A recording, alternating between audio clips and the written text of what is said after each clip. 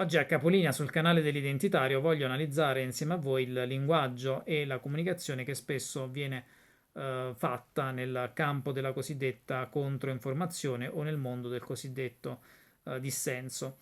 Vi mostrerò la locandina di un evento pubblico organizzato da un canale della cosiddetta controinformazione, informazione libera, indipendente, alternativa, lascio a voi decidere l'aggettivo, l'etichetta che preferite.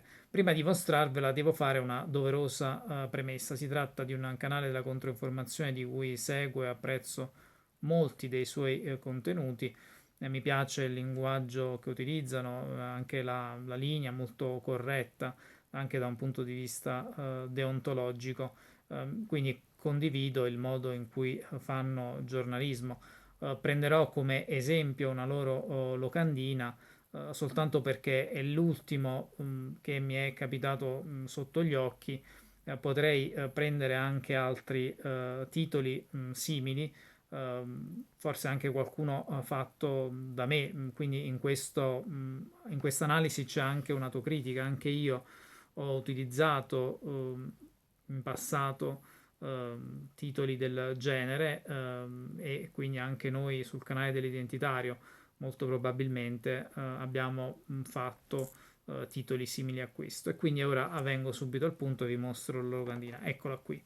Guerra infinita, vi lascio, voglio focalizzare l'attenzione proprio sul titolo Guerra infinita e sull'immagine.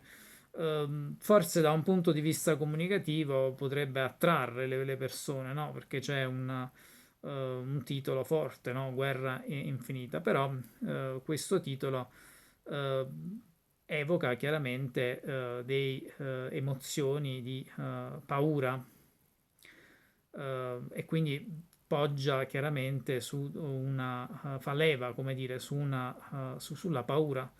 Eh, e questo è qualcosa che accade molto spesso nel campo della informazione, cioè è anche della controinformazione, così come il cosiddetto mainstream, i mass media, i media di massa, spesso fanno dei titoli che spaventano, no? Che evocano terrore. Lo stesso accade nella controinformazione. Allora, visto che in questo evento pubblico parteciperanno relatori degni di stima che faranno degli interventi finalizzati alla pace, mi chiedo perché non si possa utilizzare un altro titolo, quindi in positivo, cioè le vie della pace, come trovare la pace, perché il rischio, anche da un punto di vista energetico, che inconsapevolmente e paradossalmente, quando c'è una comunicazione negativa, cioè che richiama ad emozioni negative, insomma, sia quello di rafforzare ciò per cui stiamo combattendo.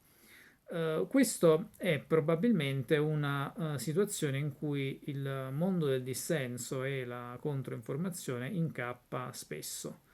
Cioè si fa sempre la controanalisi, si fa sempre il controcanto, si fa sempre una critica al sistema in cui viviamo, però non si prospetta mai la pars costruens, cioè siamo fortissimi, devo dire la verità, sulla pars destruens, cioè riusciamo, eh, e molti canali riescono a fare una forte critica alla società, al sistema in cui siamo immersi, al sistema economico. Quello che manca molto spesso è, anzi per non dire quasi sempre, è proprio la pars costruens, cioè la parte costruttiva, che invece secondo me sarebbe necessaria anche per cercare di arrivare a quante più persone possibili e bucare quella bolla in cui questo mondo è racchiuso. Questo secondo me è anche il motivo per cui tanti personaggi di quello che viene definito il mondo del dissenso, chiaramente definito convenzionalmente il mondo del dissenso, si presentano alle varie tornate elettorali senza però ottenere risultati positivi, perché c'è soltanto, a mio avviso, una enunciazione di ciò per cui si è contrari. Quindi si dice ogni volta siamo contro la guerra, contro la Nato, contro la gestione dell'emergenza sanitaria, ma non si prospettano mai una visione del mondo alternativa e anche delle idee alternative che siano però incarnate in un modo diverso.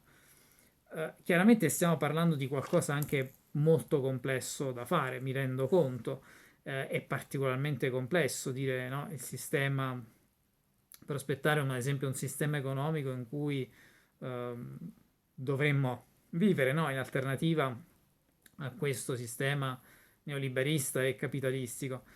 Di fatto questo secondo me è possibile delinearlo nel confronto tra le parti, cioè io penso che il confronto e la relazione con l'altro sia sempre foriera almeno della possibilità di far sorgere nuove idee, ed è per questo motivo che sul canale dell'Identitario stiamo cercando di realizzare delle trasmissioni che non siano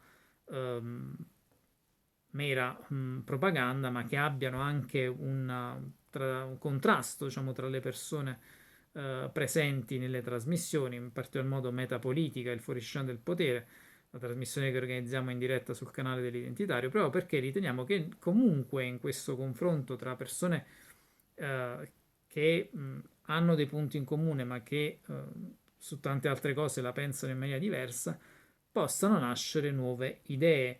È soltanto nel confronto e nella relazione che può nascere qualcosa di nuovo e nuove idee, e noi abbiamo bisogno molto di nuove idee proprio per cercare di essere più credibili anche agli occhi di coloro che non sono in questa bolla della controinformazione, in questa bolla del cosiddetto mondo del dissenso, quindi bucare questa bolla per arrivare a più persone e quindi cercare con queste idee di incuriosire anche altri.